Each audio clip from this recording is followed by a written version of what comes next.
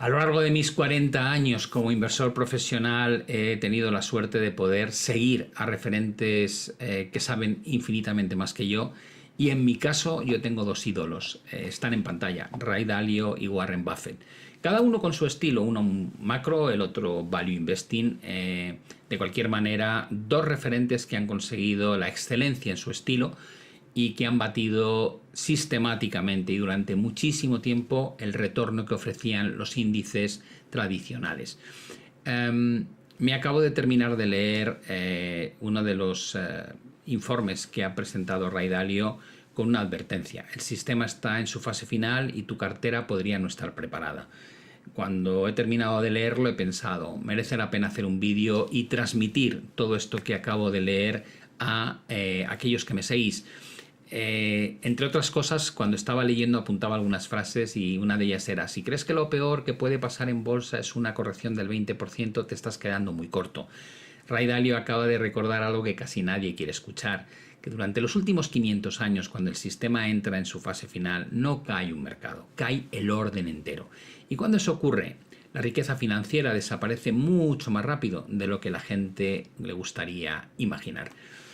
Todos los inversores tendemos a cometer el mismo error. Pensamos que el pasado es permanente. Es decir, que si tú llevas 10, 15 años viendo que el SP500 es la mejor bolsa, crees que va a seguir siéndolo, que si antiguamente la cartera 60-40 entre reparto de renta fija y renta variable era sólida y en todos los entornos lo hacía más o menos bien, tampoco es cierto que sea así.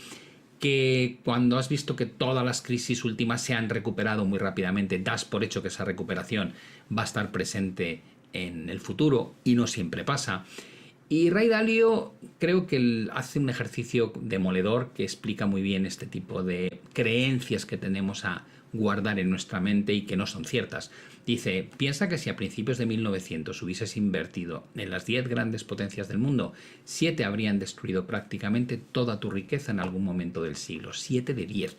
No hablamos de volatilidad, hablamos de desaparición. Y antes de que ocurriera, lo cierto es que todo parecía estable, globalizado, próspero. Me suena mucho a la creencia que tenemos ahora mismo.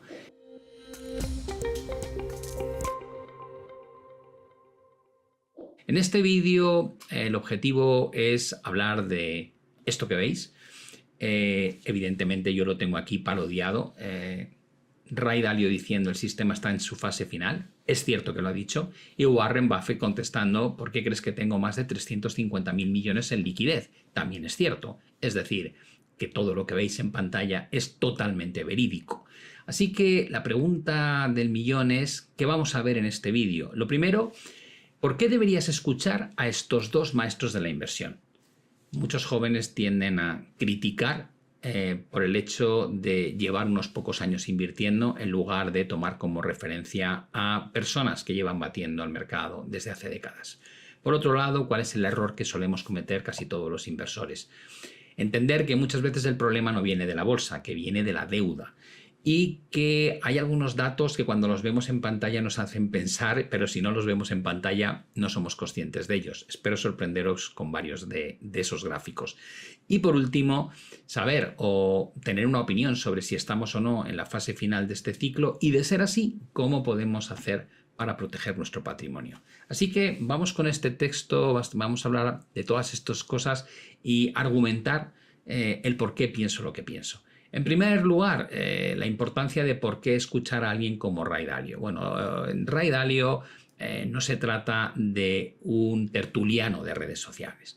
Es el fundador de Bridgewater Associates, que es el mayor hedge fund del mundo, o lo ha sido durante décadas. Ahí podéis ver en ese gráfico que tiene más de 120 billones de dólares bajo gestión. Es una auténtica barbaridad.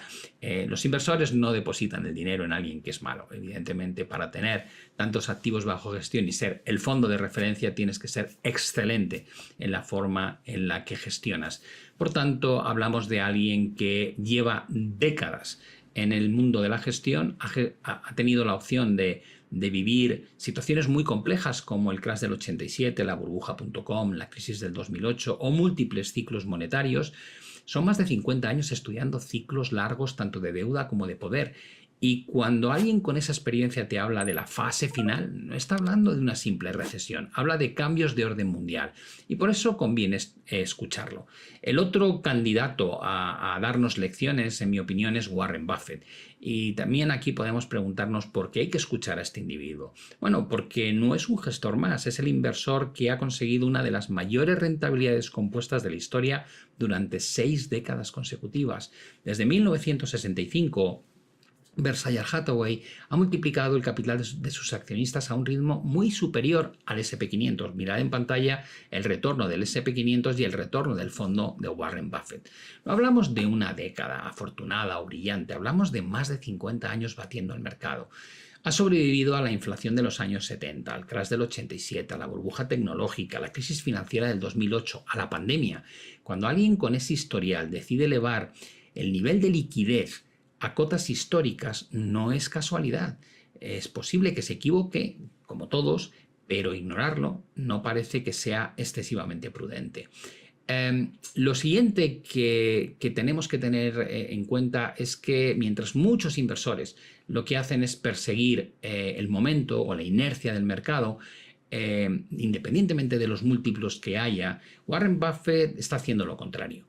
A través de su fondo Berkshire Hathaway lleva 3 años consecutivos como vendedor neto.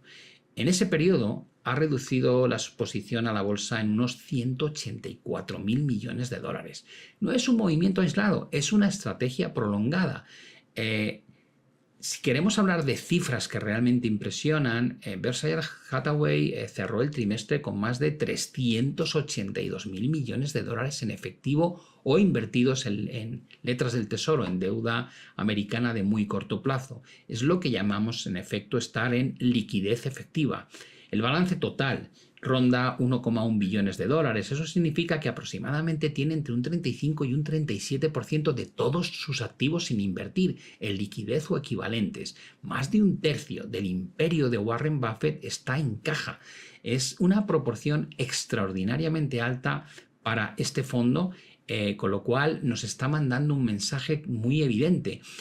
Además, no ha recomprado acciones propias por 5º trimestre consecutivo. En el pasado, Buffett utilizaba las recompras cuando veía que su acción estaba claramente barata. Ni siquiera compra sus propias acciones. Eso también es una señal.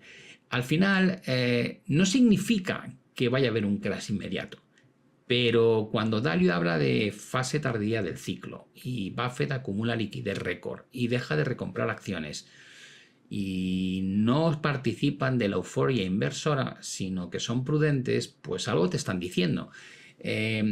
Antes de continuar, quiero recordarte que tienes un curso gratuito los días 2, 3, 4 y 5 de marzo, donde te voy a enseñar cómo mejorar los retornos de tus inversiones con una herramienta de análisis relativo. Y ahora sí, el problema, muchas veces pensamos que está en la bolsa y no está en la bolsa, está en la deuda. Porque lo cierto es que los grandes ciclos no empiezan con guerras, empiezan con deuda, siempre igual. Mucho crédito, activos financieros disparados, pensad en lo que llevamos viviendo los últimos años, sensación de riqueza, gobiernos al límite, y de repente llega el momento en que las promesas ya no se pueden cumplir y el sistema tiene 2 posibles salidas, siempre las mismas: o hago default, es decir, o impago, no acudo a devolver a mis acreedores lo que me han prestado y los intereses que les debo, o la otra opción es imprimir dinero.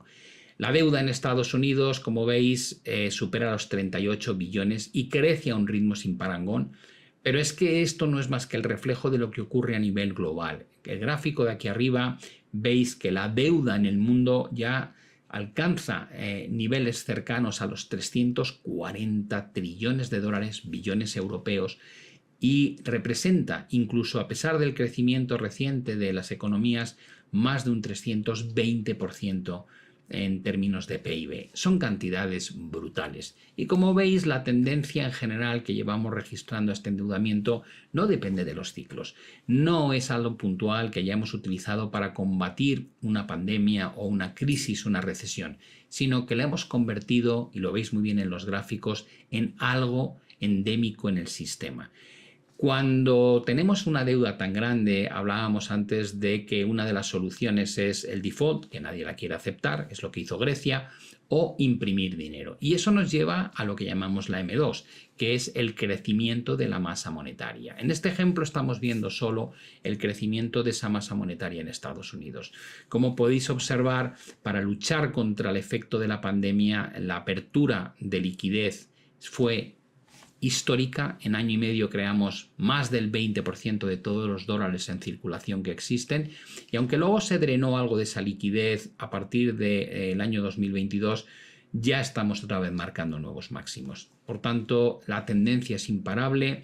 El proceso de imprimir dinero como mecanismo para solucionar todos nuestros males sigue vigente, no ha cambiado, pero se ha ido acelerando cada vez más con el paso de los años. Y en la medida en que siempre escogemos esta segunda opción, lo cierto es que provocamos un efecto en lo que es la capacidad adquisitiva del dinero que imprimimos. O dicho de otra manera, no quebramos oficialmente, lo que hacemos es empobrecernos silenciosamente. Y esto es lo que muestra este gráfico. Básicamente hablamos de empobrecimiento cuando nos referimos a la pérdida de la capacidad de compra de nuestro dinero o de la capacidad adquisitiva de nuestro dinero fiat. Fiat, dólar, euro, libra, yenes, australiano, peso mexicano, cualquier divisa. Fijaos en el dólar. Si miramos desde 1995 hasta junio de 2025, descubrimos que hemos perdido un 53% de la capacidad de compra que tiene el billete estadounidense. Es una barbaridad. Dicho de otra manera, si has dejado tu dinero aparcado durante los últimos 30 años debajo de un colchón o en una mesilla sin invertirlo, vale o compra la mitad de lo que compraba antes. Es un empobrecimiento brutal, no en 3 siglos, sino en tan solo 30 años. Creo que el dato debería hacernos pensar por sí mismos. Hoy la riqueza financiera es enorme comparado con la riqueza real. ¿Cómo puedo comparar esto? Bueno, el gráfico precisamente de Warren Buffett ayuda a entender este concepto. ¿En qué consiste este gráfico?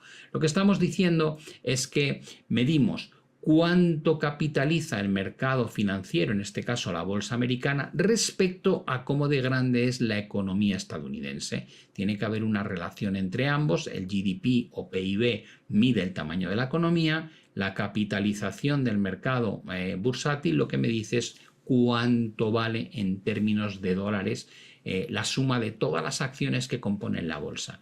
Bueno, como podéis observar, el mercado tiene una tendencia con puntos de retorno a ejes de equilibrio, desviaciones, una desviación estándar, 2 desviaciones estándar, lo mismo por abajo. Y el momento que vivimos, aunque está calculado a septiembre de 2030, teniendo en cuenta que la bolsa ha hecho muy poco en este periodo, desde septiembre hasta el momento actual, podemos decir que se encuentra en un nivel muy similar. Es el nivel más alto, el nivel más desviado del punto de equilibrio que se recuerda, mucho más de lo que se alcanzó en el año 2000 o de lo que se alcanzó en el año 2021, lo cual denota tal vez el por qué Warren Buffett a través de su fondo prefiere tener mayor cantidad de liquidez de la que ha tenido jamás.